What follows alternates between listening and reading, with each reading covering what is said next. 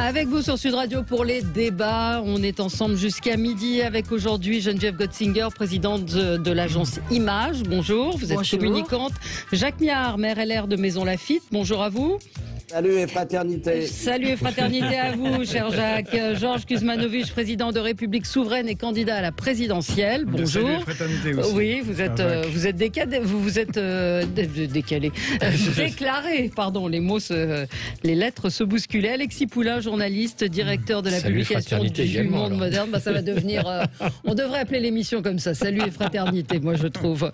Attention, on va prendre des honoraires. Hein. Absolument. Vous êtes également éditorialiste sur RT France. On vous retrouve pour un débat chaque semaine et puis également dans le Grand Matin Sud Radio.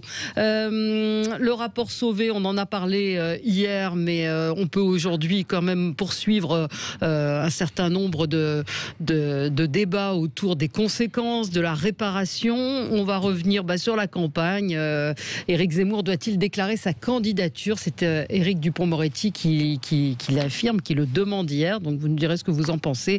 Et puis LR au bord de l'implosion. Christian Estrosi qui vient d'annoncer qu'il ralliait officiellement le président de la République. Il l'avait déjà fait précédemment, mais voilà. Édouard Philippe qui lance son parti. Moi, vous allez vous exprimer. Et puis Anne Hidalgo qui propose de baisser la taxe sur les carburants parce que figurez-vous que il y a des gens qui ont besoin de leur voiture. Oui, venant d'Anne Hidalgo, c'est facile. J'ai entendu à la radio, je l'avais pensé, mais tête à queue, ça correspond. C'est facile. Allez, on continue. On commence avec vos coups de cœur, vos coups de gueule. Commençons avec vous, Alexis.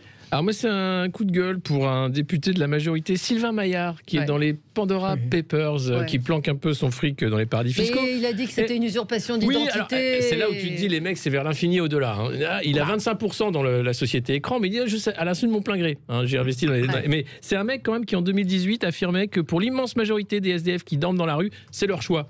Donc... Je veux bien, à un moment, tu vois, qu'on nous prenne pour des idiots. Mais c'est quoi son métier Son métier, c'est bonimenteur, je crois. Il vendait des toupies frauduleuses. Il avait été épinglé déjà. Et là, donc, il est dans une affaire d'évasion fiscale. C'est un député, bien sûr, de La République En Marche. Je tiens à saluer ce parti quand même pour ses états de fait. Il y a je ne sais pas combien d'affaires depuis le début de ce quinquennat. Rappelez-vous, Emmanuel Macron avait été élu sur quand même une promesse de clarifier la vie politique française, de faire en sorte qu'on arrête avec ces pratiques-là. Je crois que ça n'a jamais été pire que sous Macron. Enfin, son ancien partenaire dit quand même qu'il a usurpé sa signature dans cette histoire de toupie. Non mais attendez, on peut pas non plus comme ça jeter l'anathème sur quelqu'un. Oh chérie, petit chéri, à chaque coup il se fait avoir. Non, mais un mot sur ces Pandora Papers. Hier, on avait Élise Lucet et puis l'excellent Régis de Castelnau qui lui était très critique en disant tout ça est quand même la source des Pandora Papers, ça vient des États-Unis. Et on se rend compte qu'aux États-Unis, ils sont tous super. Donc clairement, c'est orienté politiquement cette enquête. Évidemment, il y a la Fondation Soros derrière. L'ICIJ, à chaque fois, elle enquête. C'est à peu près toujours les mêmes qu'on retrouve. Et bizarrement, c'est l'Amérique du Sud, c'est la Russie, c'est les Émirats. C'est bon. Aux États-Unis, non. Visiblement, ils sont tous clean. Il y a le Delaware en même temps. Ils peuvent tous faire là-bas. Ils ont leur paradis fiscal. Mais c'est vrai que on a posé la question hier à Élise Lucet que ce consortium de 600 journalistes fait qu'il y a une sorte de crédibilité qui est accordée. Après, c'est des vraies enquêtes sur les nombreux papiers. Il y en a qui prennent des risques. Il y a une journaliste qui s'est fait tuer à Malte. Mais en l'occurrence, sur le cas DSK, il est résident au Maroc. Donc, il s'est défendu en disant qu'il payait ses impôts au Maroc. Mais il fait de l'évasion fiscale. C'est légal. Oui, mais c'est légal. Il ne paye pas grand-chose. Rien comparé à ce qu'il aurait payé s'il avait effectivement son activité, sa résidence en France. Je ne veux pas le défendre, mais bon. Donc voilà, coup de gueule, ou coup de cœur à Sylvain Maillard qui apparaît. Après, il y a la légalité et il y a l'éthique aussi. Absolument, Valérie, c'est quand même deux choses différentes. Je suis d'accord, mais là, il y a la morale mais c'est légal. L'évasion fiscale reste légale. Ça met quand même l'optimisation fiscale. L'optimisation fiscale, contrairement au cannabis. C'est l'optimisation fiscale. Et puis on peut se poser la question de savoir justement quand Macron dépensait un SMIC par jour. Comment se fait-il qu'il n'ait pas eu quelques enquêtes à ce propos? Il dépense un SMIC par jour quand? En fait, il a gagné beaucoup d'argent dans la banque d'affaires. Quelques millions qui ont disparu. Alors, ils ont fait beaucoup de travaux dans la maison du Touquet, apparemment. La salle de bain. Beaucoup. Si. Ça a été sa ligne de défense. On a fait avec Brigitte beaucoup de travaux dans la maison du Touquet. Dans la salle de bain, oui, ça fait beaucoup de lavabo. À 25 briques. On va revenir à... quand même ça met le phare sur cette question de l'évasion fiscale, parce qu'on va se poser la question pendant cette présidentielle de où trouver l'argent pour les hôpitaux, pour la police, pour l'école. Là. Ouais. En France, c'est quand même 300 milliards. C'est colossal, 300 milliards par an. Ouais. Donc sans passer par Open Society, peut-être qu'on peut retrouver cet argent, mais je ferai remarquer que Emmanuel Macron a supprimé des postes d'enquêteurs. Et les grands enquêteurs, les super enquêteurs de Bercy, ils sont moins d'une trentaine. Ouais. Là, on pourrait investir, recruter des gens, ils rapporteraient beaucoup à l'État. C'est marrant, c'est pas du tout un thème de campagne pour l'instant. On va y revenir dans un instant. On marque une pause, c'est l'heure du journal sur Sud Radio. À tout de suite. On est ensemble pour débattre et commenter l'actualité avec Alexis Poulain, journaliste, directeur de la publication du Monde Moderne, éditorialiste sur RT France et également éditorialiste sur Sud Radio tous les mercredis dans le Grand Matin. Georges Kuzmanovic, président de République Souveraine, candidat à la présidentielle. Geneviève Gotzinger, présidente de l'agence Image. Vous êtes communicante. Et Jacques Miard, maire LR de Maisons-Laffitte. Le rapport Sauvé sur la pédophilie au sein de l'Église. Quelles conséquences, quelles réparations? On va revenir sur la candidature d'Anne Hidalgo qui a bien du mal à décoller dans les sondages et qui, d'un seul coup, veut baisser la taxe sur les carburants. Éric Zemmour doit-il déclarer sa candidature? C'est Éric Dupond-Moretti qui le demandait hier soir sur BFM. Et puis Christian Estrosi, Édouard Philippe, Éric Zemmour, LR au bord de l'implosion. J'espère qu'on aura le temps de traiter tous ces sujets. On continue notre tour de table. Jacques Miard, c'est un coup de gueule. Oui, c'est un coup de gueule contre Macron. Qui joue les incendiaires dans les rapports franco-algériens. Il a reçu des petits-enfants du drame algérien qui a effectivement ébranlé l'histoire française de 54 à 62, et après bien évidemment. Et il a tenu des propos qui sont plus qu'étonnants, qui ressemblent à, je dirais, le versement d'essence sur un brasier. Il a notamment laissé entendre qu'on pouvait s'interroger sur l'existence de la nation algérienne. J'en suis stupéfait. Alors c'est vrai qu'il y a eu des déclarations, on se souvient de Ferhat Abbas, qui disait « J'ai parcouru à la tribune de l'Assemblée nationale, j'ai parcouru tous les cimetières algériens et je n'ai pas trouvé de nation algérienne. » C'est vrai que la nation algérienne s'est faite contre la France, mais aujourd'hui, rappeler effectivement qu'en 1830, on pouvait s'y interroger, c'est proprement criminel. Et c'est une faute monumentale. Et pourquoi ? Parce qu'un président de la République, il n'est pas là pour raviver des querelles qui n'en finissent pas, qui sont des querelles d'ailleurs historiques. Il est là pour essayer de calmer les jeux. Et alors, il faut savoir que dans un deuxième article publié par un journal du soir que je lis malheureusement depuis des années, dans ce journal du soir, il est dit que les propos ont été voulus et que c'est à dessein qu'ils ont été prononcés. Mais alors, véritablement, c'est plus un président de la République. Il est en train, je dirais, de vouloir quasiment déclarer la guerre à l'Algérie. C'est inadmissible. C'est inadmissible. Et il devrait quand même apprendre un peu, c'est pour moi de l'amateurisme diplomatique, et c'est surtout quelque chose qui va raviver profondément les problèmes avec l'Algérie, et notamment chez les jeunes qui s'interrogent sur leur identité. Et donc je trouve ça déplorable. Il devrait apprendre qu'une fois que le président de la République a parlé, eh bien, c'est la fameuse formule de Louis XIV, ultima ratio regum, c'est-à-dire que tout se règle ensuite par la force. Donc il est évident que c'est une faute monumentale. Et donc ça montre l'amateurisme de cet homme qui doit avoir vraiment un problème psychologique, je le dis fortement. Alors, Geneviève Gotzinger. Il a un côté, alors moi je ne vais pas être sur l'Algérie, mais c'est la même chose sur le Mali. Il a un côté, en matière de politique étrangère, interpellé, sommé, comme ça, des personnes qui sont ses interlocuteurs, mais finalement ses alter ego. Et il les traite, on est d'accord, il les traite d'une manière qui est souvent assez scandaleuse, en fait, en se posant en donneur de leçons systématiquement. L'Algérie n'est pas non plus d'une docilité. Et au Mali, vous avez des putschistes au pouvoir, on est d'accord, mais c'est une manière de s'exprimer. On ne verse pas de l'essence sur un brasier. Quand il était au Burkina Faso, Et il y avait un problème de climatisation. Il dit le président va régler ça. Oui, sur le mépris. Comme si c'était un technicien. C'est hallucinant en fait pour un président. Alors vous, Georges, c'est un coup de gueule. Oui, c'est un coup de gueule, mais on ne s'est pas concerté, mais avec Alexis. C'est sur Roland Lescure, un autre député LREM, puis c'est pas le dernier paire d'euros, puisque c'est le président de la commission des affaires économiques de l'Assemblée nationale. Et c'est par rapport aux propos qu'il a eus dans le Figaro et qui sont proprement ahurissants, où il parle de fédéralisme européen et que ce sera la prochaine étape du prochain mandat d'Emmanuel Macron s'il est élu, jusqu'au transfert du siège du Conseil de sécurité de l'ONU que tient la France depuis 1945 à l'Union européenne, c'est-à-dire à l'Allemagne. C'est politique migratoire commune, enfin bref, c'est l'abandon de la nation française, définitive. Et c'est annoncé comme ça.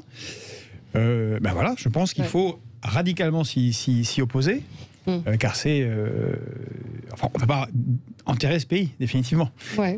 Et d'ailleurs, il dénonce l'héritage gaulliste, tout à fait clairement dans cet entretien. Et je trouve ça particulièrement inquiétant.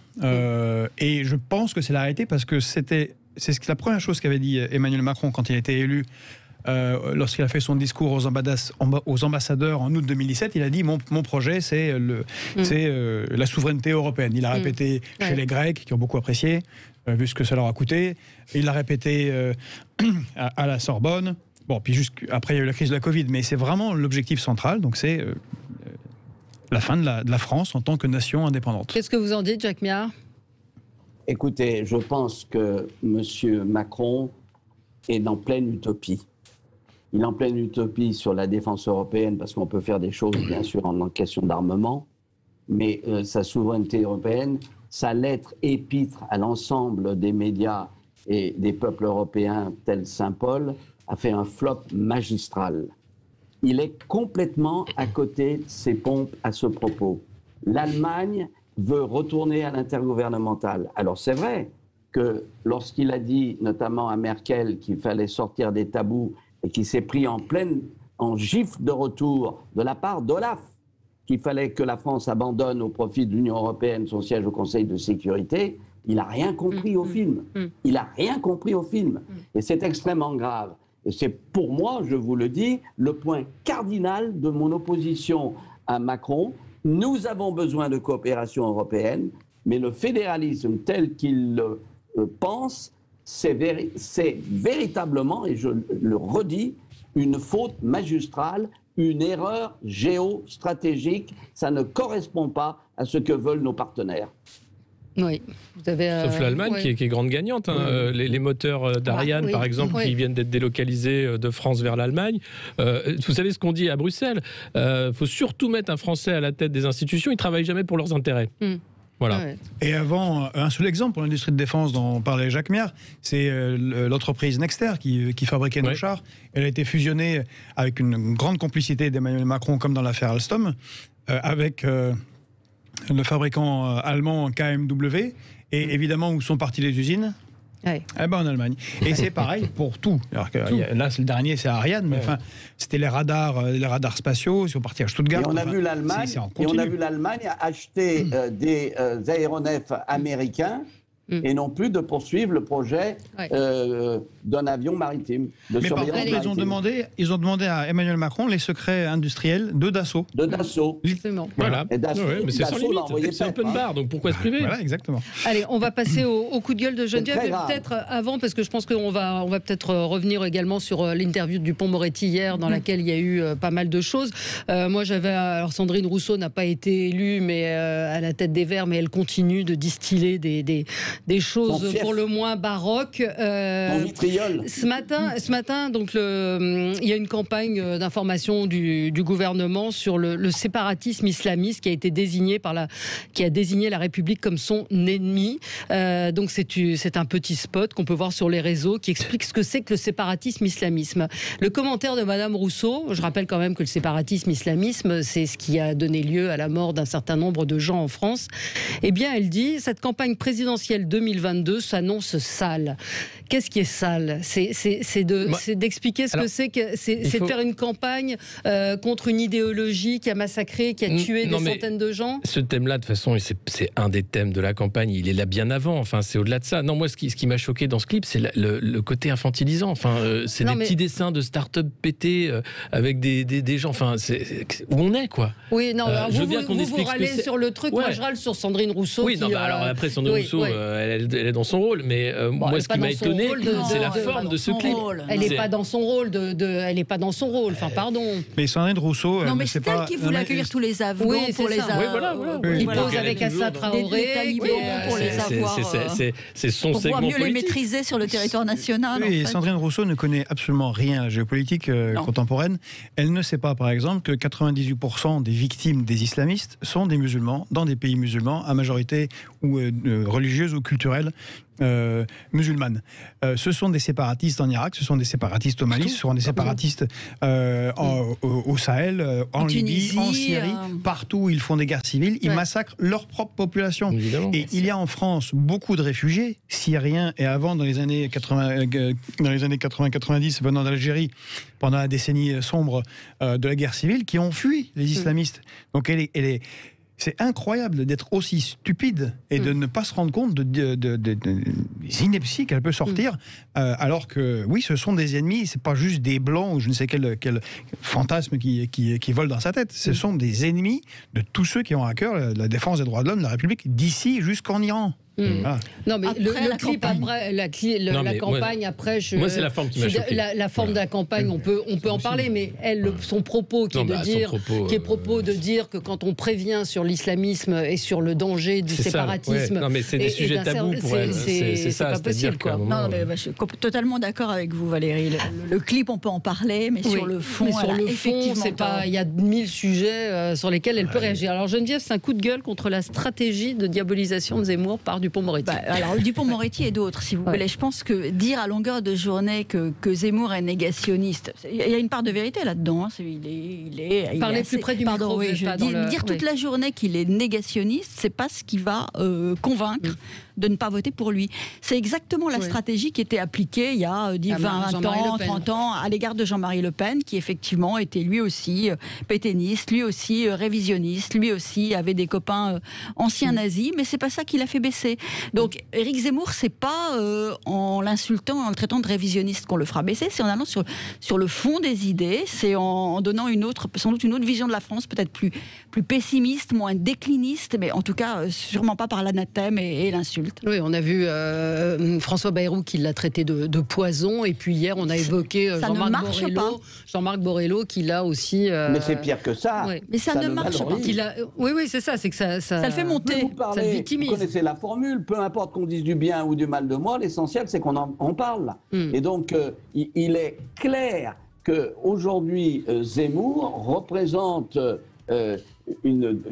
un message politique fort. Ça ne veut pas dire qu'il va réussir son coup, mais plus vous en parlez, plus vous le valorisez, plus vous le mettez en exergue, plus vous le combattez. En réalité, moi je vais vous dire, il vaut mieux lui dire qui c'est Zemmour, connaît pas. Oui. on va y revenir, on va en parler parce qu'effectivement Éric Dupond-Moretti l'engage à se déclarer candidat. On va en reparler dans un petit instant. À tout de suite. J'ai fait 2 fois. On est ensemble avec vous sur Sud Radio pour débattre avec Alexis Poulain, Georges Kuzmanovic, Geneviève Gotzinger et Jacques Miard. Et nous revenons sur le sujet d'Éric Zemmour. Est-ce qu'il doit déclarer sa candidature ? Il y a un sondage. Alors, on en parlait hors antenne. Les sondeurs devraient être prudents tout de même. Il y a un sondage qui va sortir dans Challenge, un sondage Harris Interactive qui place Éric Zemmour au second tour à 45% face à un Emmanuel Macron à 55% des voix. Je pense que ces sondages à 6 mois avant l'élection sont là pour faire le buzz, pour qu'on en parle, et on en parle, la preuve. Mais moi, j'aimerais qu'on teste des candidats comme Georges dans les sondages. Ils ne sont jamais testés. Bah oui, mais... Non, mais c'est dingue, parce que vous avez des candidats qui sont déclarés. Zemmour n'est pas déclaré. Il est testé, et vous avez un nombre de candidats déclarés, des candidats citoyens, Georges et d'autres, qui sont jamais testés, comme s'ils n'existaient pas. Ouais. Donc à un moment, c'est quoi ? En fait, c'est la fabrique de l'opinion. C'est pas des sondages. On est en train de fabriquer le fait que les Français peuvent voter Éric Zemmour, même s'il n'est pas candidat, parce qu'il est sondé. Tout simplement. Les médias font le tri pour vous. C'est de la manipulation. Complètement. Oui, c'est complètement. Hein. Je vous propose d'écouter Éric Dupond-Moretti hier. Pour le moment, M. Zemmour, il est polémiste, de talent, journaliste, écrivain. Mais bientôt candidat. Tout le monde le sait. Mais c'est quoi d'abord son programme? J'ai du mal. Non, mais il a compris ça. Et je vais vous dire, il se cache derrière ses multiples casquettes et il n'entend pas, pour le moment, se déclarer à la présidence de la République. Parce que s'il le fait, qu'est-ce que vous lui direz? Quel est votre programme? Voilà. On a déjà posé la question. Simplement, je précise que le CSA le considère clairement comme un acteur de la vie politique, clairement comme un homme politique. Oui, mais il ne s'est toujours pas déclaré à l'élection présidentielle. Voilà, il ne s'est toujours pas déclaré. Effectivement, le jour où il se déclare, on va lui demander son programme, mais ce qui est déjà un petit peu... Mais vous croyez il est en train de le construire quand même, le programme. Là, on sent qu'il est en train de le construire. Il n'a aucun intérêt à se déclarer, mais il n'a aucun intérêt à se déclarer tout de suite. Qu'est-ce qu'il a à gagner à se déclarer aujourd'hui? D'abord, manifestement... Il est candidat de fait. Mais il est en train de grignoter sur Marine Le Pen. Il est en train de laisser les Républicains complètement s'enliser dans la quête de leur candidat, dans un interminable feuilleton qui est assez ravageur pour eux. Il a tout intérêt à ce que ça dure un petit peu. Il enregistre des ralliements, même venant du Rassemblement National ou voire de LR. Donc c'est absolument pas son intérêt de se déclarer aujourd'hui. Tout le monde parle de lui. Tout s'articule autour de lui sans qu'il soit candidat. Pourquoi se déclarerait-il? C'est baroque comme situation, non? Monsieur Dupond-Moretti peut faire la même remarque à son patron, Emmanuel Macron, qui, lui, il est candidat ou il n'est pas candidat? Visiblement, il agit comme s'il était candidat et en plus, il distribue de l'argent qu'il ne donnera jamais. Il annonce des milliards ici, des millions par là. Et son parti fait déjà de la levée de fonds. Hein. Ils sont réunis à Avignon. De toute façon, c'est tout. Ils sont en campagne. Vous avez reçu une lettre, vous, Jacques Miard, de demande de signature ou pas? Il y a quelques personnes qui sont arrivées vers moi, effectivement, en disant: est-ce que vous voulez parrainer? Est-ce que tu veux parrainer Zemmour? Alors, moi, je vais vous dire très franchement, on ne fait pas une campagne présidentielle avec un tube cathodique. C'est-à-dire que c'est bien gentil de battre l'estrade médiatique, mais ça ne suffit pas. Donc, il est. Mais ça y contribue peut-être, non? Non, ça y contribue, mais ça y contribue, je dirais, ça va mettre en évidence encore tout ce qui manque. Et donc, il y a un moment, la chute risque d'être vertigineuse. Je ne sais pas. Il y a le précédent Macron, quand même. Alors, attendez, on va laisser... Jacques Miard. Attendez, je termine. En termes, je suis d'accord avec Geneviève, au regard de ce qui fonctionne pour lui actuellement, il va en profiter jusqu'au bout. Mais il y a un moment, il va falloir qu'il fasse un peu du striptease, c'est-à-dire qu'il montre ce qu'il a véritablement et non pas simplement des slogans. On ne fait pas une campagne présidentielle avec simplement des slogans médiatiques. Ça ne peut pas marcher. Alors, quand est-ce que ça va se finir? Eh bien, il y a un moment. La vérité viendra si il annonce sa candidature, parce qu'il faut qu'il Parce que vous n'êtes pas persuadé qu'il se déclare candidat? Moi, je pense il faut qu'il ait d'abord les parrainages. Oui, mais les parrainages, vous savez... Et si ensuite il les a, ce qui est possible, il est clair qu'il va falloir qu'il monte un projet cohérent. Et un projet, parce qu'il ne suffit pas d'être monomaniaque. Il s'agit d'embrasser l'ensemble du spectre politique français. Donc j'attends de voir. Je suis très calme et serein à ce titre. Vous pensez qu'il les aura facilement, les 500 signatures? C'est la question qu'on peut se poser. Sur les 36 000, parce que c'est pas simplement les maires. Vous avez un certain nombre de conseillers, vous avez etc., qui peuvent effectivement le parrainer. Ce qui est possible, ça c'est clair, c'est possible, parce qu'on a suffisamment critiqué effectivement que les 500 parrainages étaient insuffisants pour empêcher les candidatures qui n'ont aucune chance, mais il peut les avoir, mais ça ne suffira pas. Après viendra l'heure de la vérité pour lui. Oui, Alexis. Moi, je crois qu'il peut les avoir. Enfin, aujourd'hui, Éric Zemmour, c'est un troll XXL de la campagne qui oblige tout le monde à revoir sa stratégie un peu. Après, je pense que son ennemi, c'est le Zemmour candidat. On voit qu'il commence déjà à se renier. Lors du débat avec Michel Onfray, il a dit « j'ai jamais employé le terme de rémigration ». C'est faux, il y a des archives qui montrent qu'il l'a employé à de multiples reprises. Donc à partir du moment où il va diluer le discours du polémiste pour devenir candidat, il va perdre beaucoup d'intérêt pour tous ses fans, parce qu'aujourd'hui c'est des fans. Il n'y a pas de parti derrière, il n'y a rien. Il y a des gens qui adorent le polémiste parce qu'il dit des trucs que personne d'autre ne dit. Mais du moment où il va devenir candidat, qu'il va devoir lisser l'image de Zemmour, ce sera plus Éric Zemmour, ce sera Éric Zemmour candidat. Et là il va perdre beaucoup d'intérêt, je pense. Donc mais est-ce qu'il va lisser ou est-ce qu'il ira au bout de sa logique? Il peut pas. À un moment, il est candidat, il est plus polémiste. Et là, ça devient compliqué. Mais quand il voit qu'il monte dans les sondages avec un discours assez... Oui, mais c'est un indicateur à l'instant T, comme on dit. Mais quand on voit qu'il rassemble sur ce discours-là, ça veut dire que la radicalité, ou en tout cas son parler vrai, en quelque sorte... Oui, mais il est en train déjà de le polisser. Vous regardez le débat avec Onfray, il est déjà en train de revenir sur ce qu'il disait. Donc il n'est même pas candidat, donc ça promet. Et puis aucune position n'est acquise si longtemps à l'avance. Non, mais la dernière présidentielle, c'était Juppé, ça a été Balladur, on s'en souvient, Jacques, enfin bon, donc rien n'est acquis si longtemps à l'avance, tout peut voler en éclats. Et son parler vrai est un parler faux, en fait. Article de Jaffré dans Le Monde, dans le Figaro, en dernière page aujourd'hui, il le dit très clairement. Il dit aujourd'hui, rien n'est certain. Non. Et je disais, son parler vrai est un parler faux. Au cas où il serait candidat, Alexis Poulain a parfaitement raison.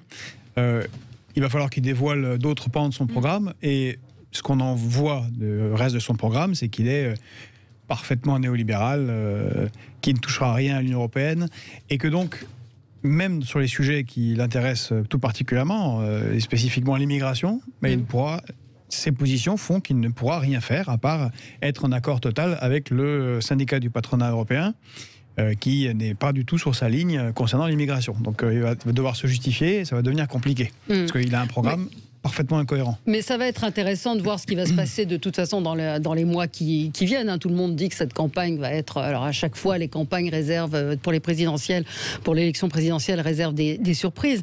Mais là, on voit quand même qu'il y a une gauche qui est en miettes. On va reparler d'Anne Hidalgo. Et on voit aussi que les LR, alors c'est votre parti, Jacques Miard, va aussi devoir se réinventer ou en tout cas imploser. Je ne sais pas. Mais bon, ce matin, alors, Christian... Je ne pense pas qu'on implose, mais il est temps que, je dirais, toutes ces facéties se terminent. Et j'ai déjà pris position vertement. Moi, je pense qu'il faut mettre tout le monde dans une salle, les fermer à clé et leur dire...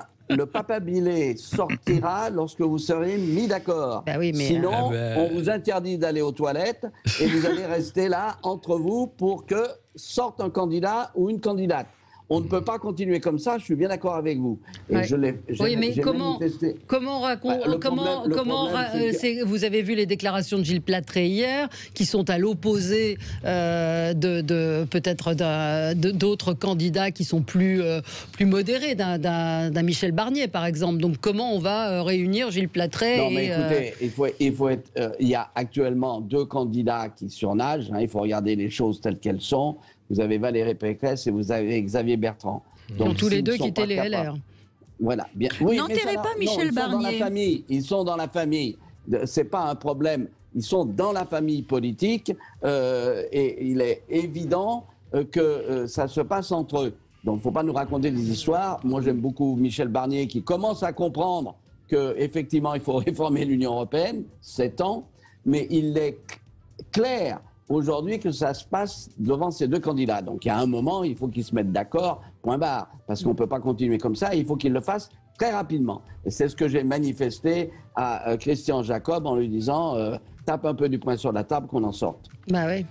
On marque une pause et on continue ce débat. À tout de suite sur Sud Radio. Avec vous sur Sud Radio, on est ensemble jusqu'à midi. Nous parlions de la campagne présidentielle, la difficulté des LR. Donc Jacques Miard lui préconise qu'on enferme tout le monde, mais je ne suis pas sûr qu'il ne s'entretue pas tous.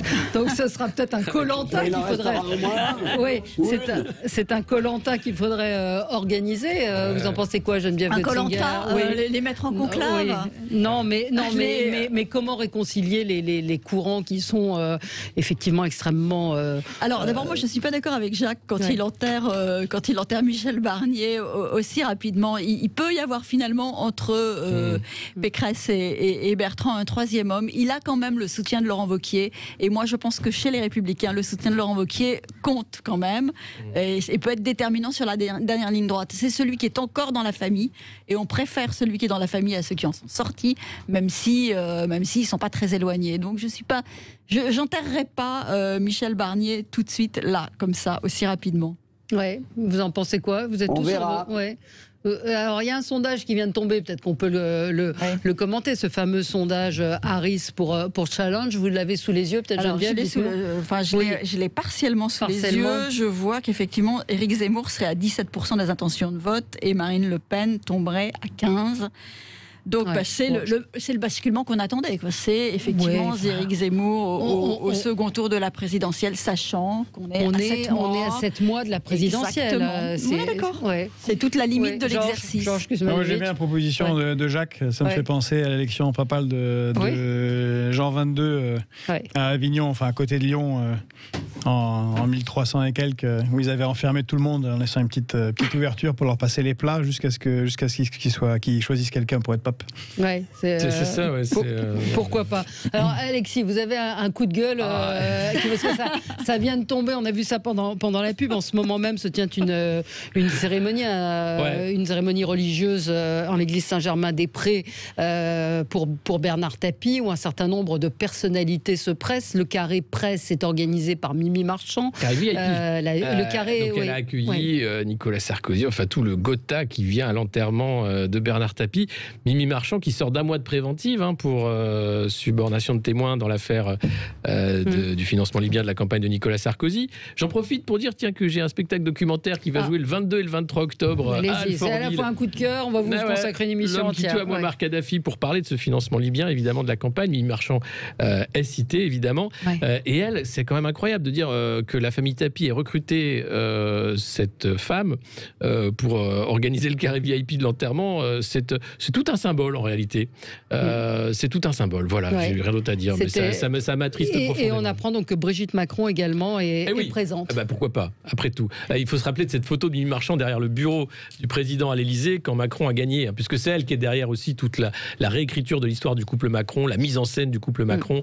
Évidemment, les Macron lui doivent beaucoup à Mimi Marchand. Donc il y a Roselyne Bachelot, Rachida Dati et puis un certain nombre de personnalités qui assistent à cette cérémonie avant que le cercueil ne parte pour Marseille. Alors revenons à nos moutons. Patricia est en ligne avec nous. Patricia, vous vouliez réagir sur la candidature d'Éric Zemmour? Oui, en fait, je voulais merci de me faire passer à l'antenne. Je fulminais par rapport aux commentaires de Monsieur Dupond-Moretti, ministre de la Justice, parce que il disait c'est quoi son programme. Et puis tout le monde dit ça, c'est quoi le programme de Zemmour, et on ne sait pas.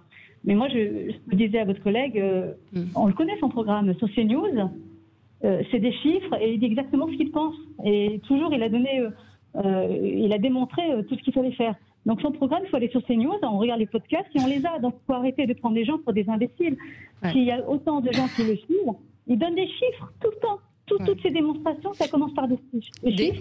Il fait des constats. Ce qu'on lui reproche aujourd'hui, c'est de faire des constats, mais de ne pas apporter de solutions pour l'instant. Le programme, c'est ça, c'est d'apporter des solutions. Les solutions, il les donne. Attendez, au discours hier, j'ai écouté au Palais des Congrès, il les a données, ces solutions au niveau de l'immigration. Il les donne partout, ces solutions. Non, mais l'immigration n'est pas le seul problème de ce pays. Oui, mais on ne peut pas être monomaniaque dans une campagne présidentielle. Vous parlez, effectivement, mais M. Zemmour parle tout le temps d'immigration, et là, il a un programme. Mais vous avez noté également qu'il souhaite rester dans l'Union européenne. Et ne rien changer à la politique économique d'Emmanuel Macron, il l'a dit lui-même sur CNews, justement. Donc si c'est ça le programme, ne rien changer à la politique économique d'Emmanuel Macron et d'avoir les mains liées avec cette Union européenne-là, mais à quoi ça sert? Honnêtement, connaissant M. Zemmour et son intelligence, je pense qu'il trouvera toujours un moyen. Je pense que c'est vraiment pas la personne sur laquelle on peut... il est rusé comme un renard. Je veux dire, Macron, dans la merde dans laquelle il nous a mis, l'histoire du vaccin, etc., il y a peut-être 30% de personnes qui ont voté la dernière fois pour les régionales. Tout le monde le dit qu'on n'en veut plus de Macron. C'est une catastrophe. Oui, mais il est quand même en tête aujourd'hui dans tous les sondages d'opinion et il est largement en tête. Il est même au-dessus de tous les anciens présidents de la République. Donc il arrive, il a un socle qui est là et il a une certaine forme de popularité également. Oui, mais il y a toujours des surprises au niveau des présidentielles. Hein. Oui, il y a toujours des surprises. Mais là, aujourd'hui, encore une fois, on le répète, ces sondages qui n'ont pas vraiment beaucoup de sens, effectivement, 7 mois avant, indiquent une tendance aujourd'hui qui n'est pas un effondrement de Macron, comme on avait pu voir l'effondrement de François Hollande ou même de Nicolas Sarkozy à une époque. Giscard d'Estaing était très haut, Valérie. Oui, oui. Giscard d'Estaing, voilà. Oui, était très haut dans les sondages et personne ne pensait qu'il pouvait être battu. Oui. Oui. C'est pour ça que ça ne veut pas dire grand-chose. Donc on commente, on débat sur des choses qui vont forcément bouger. Ça ne veut pas dire grand-chose, mais ça a un impact. Mais ça a un impact, bien sûr. Ça fait bouger l'Élysée. Exactement. La fabrique de l'opinion, c'est tout ce que c'est. Exactement. La fabrique de l'opinion, vous n'allez pas voter ou dire que vous allez voter pour quelqu'un qui ne vous plaît pas. Non, mais on a un auditeur qui nous dit 17%, il y a quand même un phénomène. Non mais on teste une personnalité qui n'est pas déclarée candidate. Oui. Je l'ai dit tout à l'heure, il y a beaucoup de candidats déclarés qui sont rarement, voire jamais testés. Oui. Point. Mais parce qu'on ne les connaît pas ou qu'on ne connaît pas. On connaît. Georges, merci de m'inviter. Voilà, on vous Alors donne que la nous avons un programme et j'invite ceux qui le veulent. J'ai fait ma déclaration de candidature au Procop. Vous pouvez trouver ça sur YouTube. Et nous, on a ce qu'on a fait d'abord, c'est un programme avant d'avoir un candidat. Donc tout est articulé et cohérent. Oui. Alors, ce qui est assez rare. Oui, mais alors comment ça va se passer? C'est une parenthèse. Vous allez avoir un temps de parole qui va vous être alloué dans les médias? Ça, c'est dans la seconde phase de l'élection. Là, on est plutôt comme tous les autres, dans la recherche des parrainages des élus. C'est ce qu'on fait. On a une méthode un peu particulière. Et si ça marche, je serai dans la ligne de départ du 100 mètres. Très bien. Peut-être en 8e position, mais quand même. Alors, Marie-Hélène nous dit ça, c'est bizarre. Alors, on va refaire une émission avec Frédéric Dabi. On avait fait une émission sur les sondages. Vos sondages Macron ne baissent jamais et les autres, ça bouge. Voilà pourquoi je ne crois pas aux sondages. Macron, il est toujours à 30. Puis alors, on titre spectaculaire remontée. Non, mais il est entre 30 23. Et 40. Enfin bref, puis en dessous. Mais à chaque fois, c'est spectaculaire remontée dans les sondages. Et tu regardes, en fait, depuis le début, il a fait ça, puis ça. Allez, je voudrais qu'on parle d'Anne Hidalgo. Donc hier, elle a accordé plusieurs interviews, l'une à Libération, dans laquelle elle prône une baisse de la taxe sur les carburants. Et elle dit qu'elle veut insister sur une écologie sociale en baissant donc les taxes. C'est une déclaration qui a étonné. Alors, il se trouve que Pierre Chasseret, qui intervient sur Sud Radio, 40 millions d'automobilistes, était satisfait évidemment de cette déclaration et ne trouvait pas cela totalement absurde. Il dit il y a la maire de Paris et il y a la candidate qui a bien compris. Mais alors, est-ce que c'est électoraliste? Est-ce qu'elle en est convaincue? Alexis? C'est quand même dingue parce que pour ceux qui connaissent Paris, on peut plus rouler en voiture en fait. C'est vraiment devenu impossible. Donc elle redécouvre la voiture. Elle a rendu la vie difficile à beaucoup d'habitants de la région parisienne, puisque quand tu habites Paris, tu peux avoir un vélo visiblement et ça suffit. Quand tu viens de loin, c'est un peu plus compliqué. Les transports en commun, c'est un peu compliqué aussi. Là, qu'elle veuille baisser les taxes, enfin, j'ai l'impression que, je le disais tout à l'heure aussi dans le débat de la matinale, qu'elle fait de l'art. Elle sort des trucs, je vais doubler par 2 les salaires des profs, tiens, je vais baisser les taxes sur les... Et donc, à chaque fois, elle se dit, tiens, je vais faire un truc. C'est quand même dingue. Et il n'y a pas de logique. Cohérent. Non, mais il n'y a pas de logique en fait. C'est... Parce que j'entendais que c'est une mesure, baisser la taxe sur les carburants, c'est anti-écologique au possible. Non, enfin, oui. Alors, Jacques Méhard, elle est totalement schizophrène. Voilà. Ça se soigne, ça relève. Elle est totalement schizophrène. Elle emmerde les banlieusards. Elle pense que Paris, n'est-ce pas, est sur une autre planète et elle s'en fout. C'est la raison pour laquelle, d'ailleurs, j'ai interdite Hidalgo à Maison Lafitte. Elle est une personne non grata. Carrément. Et l'arrêté est toujours valide parce que le préfet à l'époque m'a dit « j'avais reçu aucune instruction pour le déférer au contrôle de légalité ». Donc, elle est complètement incohérente. Et c'est une condition, je dirais pour moi, pour ne pas voter pour elle, parce qu'il y a un moment, ras-le-bol de ces tête-à-queue permanent, de ces promesses qui ne visent que celles et ceux qui les reçoivent. Et donc, voilà, Hidalgo, perd tes profits, c'est terminé. Non, mais elle est en totale contradiction, effectivement, avec son action de maire de Paris. Et vous avez raison, Jacques, elle interdit Paris aux banlieusards. Mais est-ce qu'on gère la France comme on gère Paris ? Alors pas forcément, mais on peut pas avoir deux lignes qui sont en totale contradiction. À Paris, on interdit l'usage de la voiture en réalité, puisqu'on la rend impraticable, de plus en plus impraticable. On ferme Paris aux banlieusards qui peuvent plus rentrer, qui peuvent plus se garer, qui peuvent plus circuler. Donc voilà, c'est une politique. Alors Anne Hidalgo souffre de son image hyper parisienne. Donc là, elle essaie de regagner des élections. Enfin, c'est clairement électoraliste. En même temps, schizophrène, je suis d'accord, mais on peut se dire, est-ce qu'elle va demain aller jusqu'à dire du bien des chasseurs, de l'élevage industriel, pour essayer de conquérir de nouveaux électeurs. Enfin, elle est hors jeu aujourd'hui. Elle est créditée de 5,5 voire 6% des voix selon les. Elle est hors jeu, elle a une image parisienne qu'elle traîne comme un boulet, elle souffre du choix par les électeurs verts de Yannick Jadot, qui est beaucoup plus consensuel que Sandrine Rousseau, dont on parlait tout à l'heure. Donc elle est totalement en perdition, avec un parti socialiste qui a plus de projets, qui a plus de programme, qui n'a pas réussi à prendre le virage social-démocrate des Allemands ou des Italiens. Et donc elle est dans une espèce de fuite éperdue à la mesure qui l'aidera à revenir dans le jeu. Alors on marque une petite pause, je vous donne la parole, Georges Kuzmanovic. Donc Anne Hidalgo qui propose de baisser la taxe sur les carburants.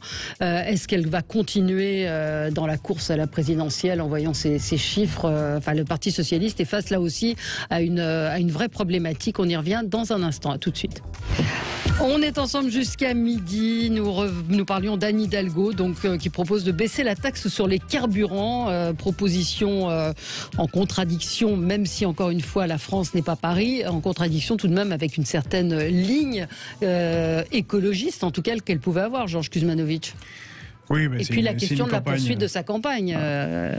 Mais c'est une campagne faite de slogans, parce que ce sont des gens, en tout cas Madame Hidalgo et son équipe, qui n'ont pas de programme cohérent, pour la bonne raison qu'elle est la fille spirituelle de François Hollande, et que François Hollande, c'est le résultat de l'abandon des catégories populaires et du peuple par le Parti socialiste au profit d'une construction d'une Union européenne où on fait transfert de souveraineté, est très néolibéral. Donc ils sont paralysés, il n'y a pas vraiment de programme, ils vont trouver des petits bouts des petits slogans pour avancer.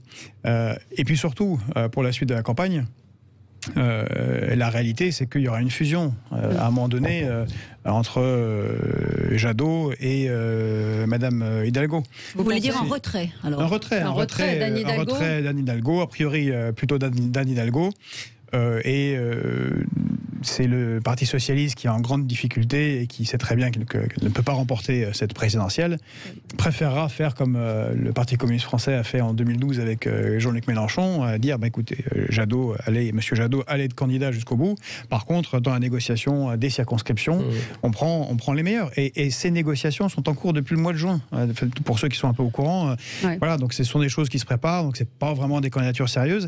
Et c'est un drame. Quand on a un peuple qui a 10% de chômage réel, 20% de précaires, il y aurait tellement de choses à faire dans ce pays pour relancer un pays d'ingénieurs. Il y a des jeunes qui sont dans des galères pas possibles, qui pourraient faire. Non, ils feront rien, ils feront une campagne même pas social-démocrate. C'est dramatique. Olivier Faure a annoncé hier que ça allait déménager dans les semaines qui viennent. Oui, tsunami. Alors, vous y croyez? Je pense que c'est possible, parce que je pense que c'est effectivement possible, en tout cas que Yannick Jadot demande au Parti socialiste de faire ce que lui-même avait fait en 2017. Il s'était retiré devant Benoît Hamon. Donc il demande une forme de réciprocité aujourd'hui. Si Anne Hidalgo continue à être en mauvaise position, c'est bien évidemment possible. Ça serait quand même un cataclysme. Ça serait la première fois depuis 1965 que le Parti socialiste ne serait pas présent à une élection présidentielle. Donc ça paraît quand même pas le plus probable. Mais bon, c'est possible, c'est pas totalement exclu si elle semble vraiment en perdition en deçà de 5% d'intention de vote. Pour l'instant, on n'est pas non plus complètement là. Ce qui serait intéressant, si effectivement Yannick Jadot était seul candidat pour les écologistes et le Parti socialiste, c'est qu'à ce moment-là, lui aussi pourrait imaginer être présent au second tour. On voit quand même que ce qui se passe avec Éric Zemmour, c'est que en faisant baisser Marine Le Pen, comme il le fait jusqu'à présent, le seuil de qualification qualification pour le second tour va être extrêmement bas. Et à partir du moment où on va avoir un seuil de qualification aux alentours de 16%, ça devient possible pour davantage de gens, absolument, pour beaucoup de gens, dont Yannick Jadot, si effectivement il n'a pas Anne Hidalgo, et s'il arrive à faire l'union autour de lui, des écologistes, des socialistes. Oui, mais comment elle va pouvoir rejoindre les écologistes en proposant des mesures comme celle-là, de lever la taxe sur les carburants, qui est à l'opposé. Oui, ce sera oublié. Vous en pensez quoi, Jacques Miard? Vous pensez que c'est possible? Je pense effectivement qu'il y a panique à bord à gauche, et puis c'est tout. Et donc ils sont en train de se prendre les pieds dans le tapis, on va voir ce qui en sort. Mais comme je viens de le dire à l'instant, si veut déménager dans les semaines qui viennent, il va falloir qu'il déménage Hidalgo. Voilà, c'est aussi simple que ça. Donc il va falloir retrouver une certaine unité en apparence, parce que Jadot, il ne fait pas l'unanimité. Hein, la môme, sa candidate opposante, elle ne mâche pas ses mots, et donc elle risque de tomber du côté de Mélenchon. Donc on voit bien que tout ça, ça va affaiblir le camp de gauche social-démocrate, ce qu'il en reste. Ouais, non, mais c'est en tout cas, c'est vrai que cette déclaration a quand même surpris, et on verra comment elle va se comporter dans les sondages. Il ne nous reste pas beaucoup de temps pour parler du rapport Sauvé.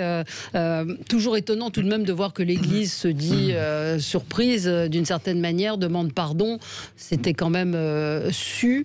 Et là, aujourd'hui, j'entendais ce matin que l'Église, mais on n'a pas beaucoup d'argent pour indemniser les victimes. L'Église a de l'argent. Non, il y a énormément d'argent, mais surtout il y a une mauvaise volonté, il y a eu des dysfonctionnements pendant des années, une volonté de ne pas aborder ce problème. Les enquêtes n'ont pas été diligentées, les prêtres étaient bougés d'un diocèse à l'autre en disant c'est pas grave. 3 évêques quand même qui ont été jugés. On est là dans un cas grave de maltraitance institutionnelle. Et c'est bien que l'Église en prenne conscience et qu'il y ait ce rapport. Maintenant, il va falloir indemniser les victimes et arrêter, parce que rien ne dit qu'aujourd'hui...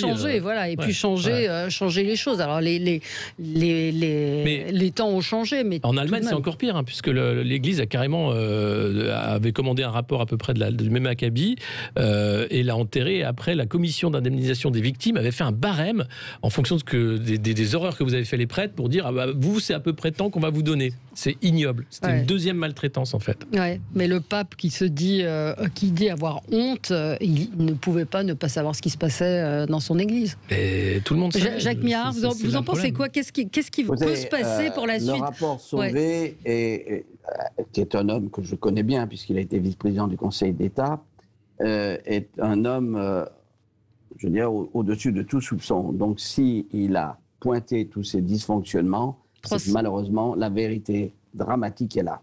C'est ça. 330 000 victimes. Oui. Et donc, il faut que maintenant l'Église en tire les conséquences, parce que, voilà, moi je ne suis pas de l'Église, mais il est évident que ça dépasse le cadre de l'Église. C'est un drame qui concerne tous les problèmes de ce crime qui est la pédophilie, et qui frappe malheureusement aujourd'hui des prêtres, mais qui va bien au-delà. Donc c'est un problème de société qu'il va falloir traiter de manière drastique. Bah oui. Moi je suis laïque, et je ne suis pas pour avoir des pudeurs de gazelle avec les religions, quelles qu'elles soient, et y compris les catholiques. On les a déjà fortement contraints dans le passé. C'est d'abord une pensée pour toutes ces victimes. 360 000, c'est absolument sidérant. Il faut que l'État peut-être fasse une cour de justice particulière pour cette affaire, mais il faut que ces pédocriminels soient sanctionnés et que les victimes soient d'une manière ou d'une autre dédommagées. Après, que l'Église trouve et s'explique en elle-même pourquoi est-ce que c'est comme ça, c'est son problème. Mais parce qu'on parle de pédophilie, c'est ce qu'évoquait une de nos auditrices hier. On parle de pédophilie, et s'attaquer à des enfants, c'est pas anodin. C'est un des pires crimes. Ouais. Voilà. Et ce voile du silence permanent, c'est ignoble. Alors je comprends que le pape soit honteux, on le serait à moins, mais voilà, il faut qu'ils nettoient à leur manière leurs écuries, mais nous devons nous en occuper. Aussi, c'est-à-dire nous directement. Alors, les écuries, en tirer toutes les leçons. Ça tombe en application de la loi. Oui. De ce côté-là, il n'y a aucun doute. C'est une affaire qui concerne pas simplement l'Église, qui concerne le pénal et qui concerne la société. Parce que je peux vous dire que la question de la pédophilie, elle n'est pas circonscrite à une institution religieuse. C'est un problème général. On est extrêmement vigilant, notamment chaque fois qu'il y a quelques atteintes, notamment avec les professeurs, c'est pas les professeurs, ou les animateurs de jeunesse, tous ceux qui sont en lien avec la jeunesse. Voilà. Il y a un gros ménage à faire. C'est une vigilance qui doit être maintenue à chaque instant. Merci beaucoup, merci Jacques Miard, merci à tous les quatre d'avoir été là ce matin. Très bonne journée sur Sud Radio, à demain.